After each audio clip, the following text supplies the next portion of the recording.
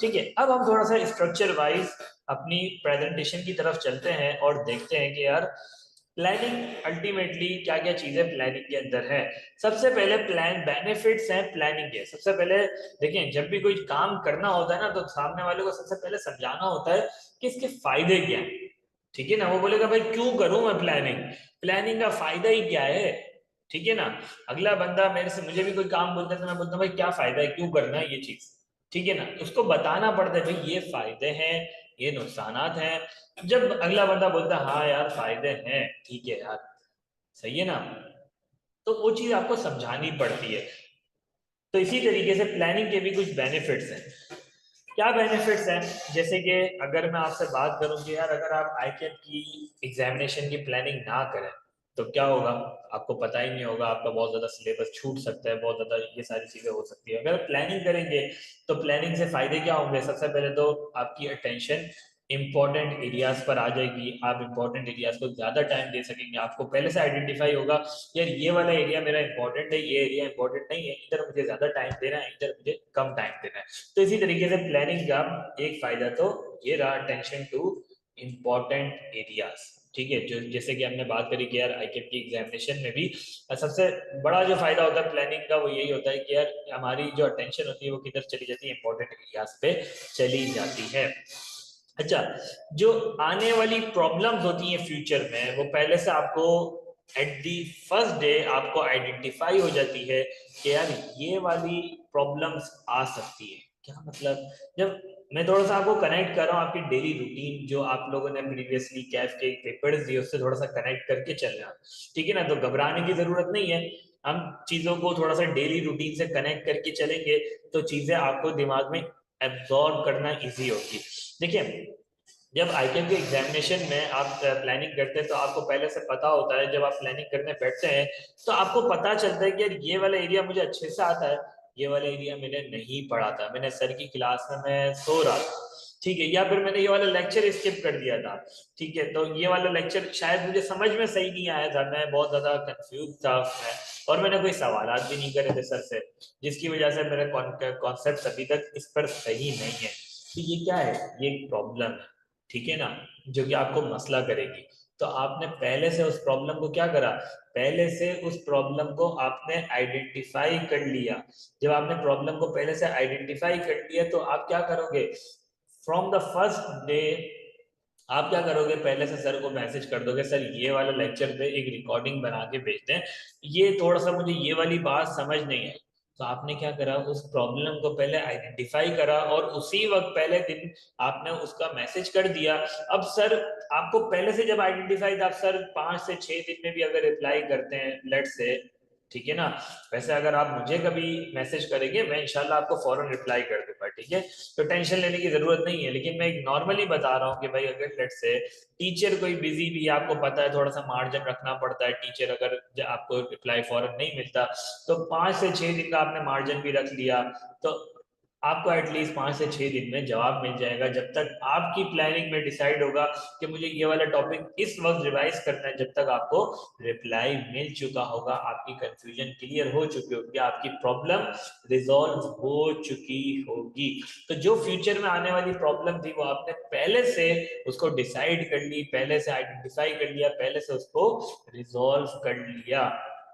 ठीक है। अच्छा, जब आप सारी चीजों की प्लानिंग करते हैं, आप बोलते हैं कि भाई ये वाला चैप्टर मैं इस दिन करूंगा, ये चैप्टर मैं इस दिन करूंगा, ये चैप्टर मैं इस दिन कराऊंगा, ये चैप्टर इस दिन कराऊंगा, तो अल्टीमेटली आपकी जो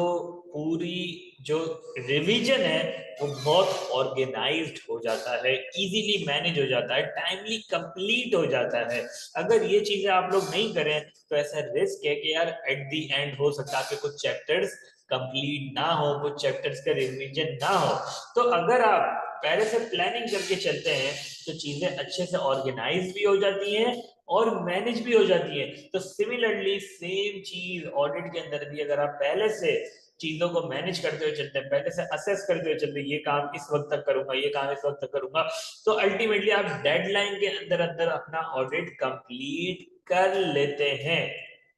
ठीक है। तो ये एक बेनिफिट है, 3 बेनिफिट्स हमने डिस्कस कर लिए। इसके अलावा भी देखिए बेनिफिट्स हो सकते हैं, तो 6 बेनिफिट्स स्टैंडर्ड्स में लिखे हुए, इसके अलावा भी बेताशा बेनिफिट्स है। ठीक है, तो फिलहाल हमें ये 6 बेनिफिट्स, और ये स्ट्रेट क्वेश्चन अक्सर आईकैप में आ जाता है, स्ट्रेट क्वेश्चन कि भाई बताओ भाई बेनिफिट्स ऑफ प्लानिंग क्या होता है। बेनिफिट्स ऑफ प्लानिंग आपने बता दिए, 6 मार्क्स आपके यूं मुफ्त के आपको मिल गए। ठीक है ना, इतना आसान, कोई मुश्किल नहीं है। ठीक है, अच्छा जी, फिर इसके अलावा एक और चीज आपने प्लानिंग में डिसाइड हो जाती है कि सिलेक्शन ऑफ टीम मेंबर्स। कि जब आप देखें प्लानिंग करते वक्त मैंने आपको क्या बात बोली कि यार आपने सबसे पहले डिसाइड करना होता है कौन क्या सिलेबस है, कौन सा इंपॉर्टेंट एरिया है, कौन सा डिफिकल्ट है। अगर तो लेट्स से कंपनी में डेफर्ड टैक्स है ही नहीं, कंपनी में आईफआरएस 16 है ही नहीं, तो फिर तो आप मुझे जो भी बंदे दे दोगे मैं इजीली एक्सेप्ट कर लूंगा, बोलूंगा यार जूनियर्स ही दे दो, काम हो जाएगा। ठीक है, लेकिन अगर तो क्लाइंट पर डेफर्ड टैक्स भी है, आईफआरएस 16 भी है, आईफआरएस 15 की भी इम्प्लीकेशन है, आईफआरएस 9 की भी एप्लीकेशन है, बहुत ज्यादा स्टैंडर्ड्स है, गवर्नमेंट ग्रांट्स भी है, डिफरेंट डिफरेंट स्टैंडर्ड्स की एप्लीकेशन आप लोग जो कि सीफैब में पढ़ेंगे। तो अगर तो बहुत ज्यादा मुश्किल स्टैंडर्ड्स की एप्लीकेशन है, बोरोइंग कॉस्ट भी इंक्लूडेड है, बहुत ज्यादा डिफरेंट स्टैंडर्ड्स इंक्लूडेड है, तो अब मुझे अगर कैफ के बच्चे दोगे तो कैफ के बच्चे में सीफैब नहीं पढ़ा हुआ, सीफैब जो आपका फाइनेंशियल अकाउंटिंग स्टैंडर्ड है,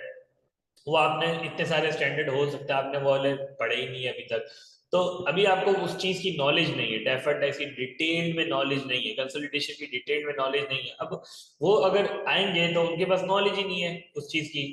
तो वो किस तरीके से ऑडिट करेंगे। तो अगर आपको पहले से पता होता मेरा सिलेबस ये है, डेफर्ड टैक्स भी इधर अप्लाई हो रहा है, आईएफआरएस 16 भी हो रहा है, इधर बोरोइंग कॉस्ट की भी एप्लीकेशन है, इधर आईएफआरएस 9 भी है, तो आप वो बंदे लाओगे जिनका कुछ एक्सपीरियंस होगा, जिन्होंने 1 1.5 साल आर्टिकल्स करी होंगी, उन्होंने ऑडिट में वक्त लगाया हुआ होगा, उनको उन्होंने ये वाले हेड्स कुछ करे हुए होंगे, तो आप उन लोगों को, सीनियर्स लोगों को अपनी टीम का पार्ट बनाओगे। ठीक है ना, अगर तो प्लानिंग ही नहीं होगी, अगर मुझे पता ही नहीं होगा मेरा सिलेबस क्या है, मुझे किस तरीके से करना है, तो मैं तो कैफ के बच्चे भी लेके चला जाऊंगा और बाद में पता चलेगा कि यार ये बच्चे तो कर ही नहीं सकते वो काम, क्योंकि मैंने शुरू में अगर आइडेंटिफाई कर लेता मेरा सिलेबस क्या है और सिलेबस में कौन सा रिस्की एरिया है और कौन सा एरिया किस टाइप का बंदा कर सकता है, क्या सीनियर कर सकता है, जूनियर कर सकता है, वो पहले से अगर मैं आइडेंटिफाई कर लेता प्लानिंग में, तो मैं इजीली सेलेक्ट कर सकता हूँ। ठीक है, अगर तो मैं आइडेंटिफाई नहीं करूंगा तो मैं सेलेक्ट ही नहीं कर सकता अपने टीम मेंबर जो रेलिवेंट मुझे सेलेक्ट करने चाहिए। तो किसमें आपको बेनिफिट कर रहा है, selection of engagement team members. ये बात समझ में आ रही है। अच्छा, फिर इसके बाद जब आप सेलेक्ट करते हैं तो उसको लेट से आप बोलते हैं भाई तुम आईएफआरएस 16 करोगे, तुम जो है आईएफआरएस 15 करोगे, तुम जो है बोरोइंग कॉस्ट वाला करोगे, तुम जो है IAS 16 property plant and equipment कर रहे होगे। तो जब आपने उसको टास्क दिए और उसको डेडलाइन दी कि भाई तुम्हें 5 दिन में कंप्लीट करना है, तो 5 दिन में कंप्लीट करके मेरे से रिव्यू कराओगे, मैं 1 दिन रिव्यू करूंगा, रिव्यू करके फिर मैं उसका रिव्यू करूंगा, इसका रिव्यू करूंगा, तो मुझे 15 दिन में या 30 20 दिन में मुझे ऑडिट को कंप्लीट करना है, तो डायरेक्शन और सुपरविजन करना आसान हो जाती है। ठीक है ना, कुछ सीनियर बंदे होंगे, मैं बोलूंगा कि यार तुम्हें इतनी ज्यादा रिव्यू की जरूरत नहीं है क्योंकि तुम सीनियर हो, तुम्हारा मैं हल्का फुल्का रिव्यू करूंगा। ठीक है, तुम जूनियर बंदे हो, तुम्हारा मुझे ज्यादा अच्छे से रिव्यू करना पड़ेगा क्योंकि अभी तुम्हारे पास नॉलेज नहीं है, और मुझे चांसेस ज्यादा है कि यार तुम गलतियां थोड़ी ज्यादा करोगे, तो वहां मुझे ज्यादा रिव्यू करना पड़ेगा, सुपरविजन थोड़ी ज्यादा चाहिए होगी। तो पहले से अगर मैंने प्लानिंग करी हुई होगी ना कि कौन सा बंदा किस टाइप का है, ठीक है, अगर तो इस बंदे ने पहले एक्सपेंसेस करा, हालांकि कैफ 8 का ही बच्चा है, ठीक है, अभी अभी करके आया है और उसने एक क्लाइंट करा था, एक्सपेंसेस कर चुका है 1 दफा, ठीक है, दूसरी दफा वो आया है, तो अब दूसरी दफा वो एक्सपेंसेस कर रहा है, तो अब चांसेस कम है कि वो मिस्टेक्स करे, तो मैं थोड़ा सा उसके ऊपर कम सुपरविजन करूंगा। लेकिन एक बिल्कुल फ्रेश अभी अभी आया है जिसने अभी तक कोई क्लाइंट ही नहीं करा, उसके ऊपर मेरी सुपरविजन क्या होगी, ज्यादा होगी। तो ये डिसाइड करना प्लानिंग में ही, ये भी इधर आपको हेल्पफुल करता है डायरेक्शन एंड सुपरविजन में। ठीक है, फिर हमने एक और चीज बड़ी थी कि यार कोई एरिया मुझे नहीं आता, कोई एरिया मुझे नहीं आता, मेरी टेक्निकल नॉलेज नहीं है, जैसे आईटी के अंदर टेक्निकल नॉलेज नहीं है, गोल्ड के अंदर मेरी टेक्निकल नॉलेज नहीं है, बिल्डिंग की फेयर वैल्यूएशन करने में टेक्निकल नॉलेज नहीं है, तो उस जगह पर मुझे एक्सपर्ट को बुलाना पड़ेगा। तो प्लानिंग में ही मैं अगर डिसाइड कर लूंगा कि भाई ये वाला एरिया मेरी टेक्निकल नॉलेज पे नहीं है, तो पहले से मैं एक्सपर्ट से कोऑर्डिनेट कर लूंगा, एक्सपर्ट को बुला लूंगा, एक्सपर्ट से बात कर लूंगा। तो यहाँ भी आपको हेल्प कर रहा है। ठीक है, तो होपफुली आपको ये बातें समझ में आ गई होंगी कि बेनिफिट्स ऑफ प्लानिंग क्या चीजें हैं। इसके अलावा भी बहुत सारे बेनिफिट्स हो सकते हैं, लेकिन स्टैंडर्ड ने आपको ये 6 बताए हैं, और ये 6 आते हैं, अक्सर आते हैं आई कैप के अंदर की बेनिफिट्स ऑफ प्लानिंग बताते हैं। ठीक है, तो हम जब आगे देखेंगे चीजों को तो आप लोगों को अंदाजा होगा कि जब हम इसकी प्रैक्टिस करेंगे तो आप लोग देखेंगे इसकी क्वेश्चन स्ट्रेट आता है बेनिफिट्स ऑफ प्लानिंग, 5 मार्क्स का, 6 मार्क्स का, आपके मुफ्त के मार्क्स होंगे। ठीक है।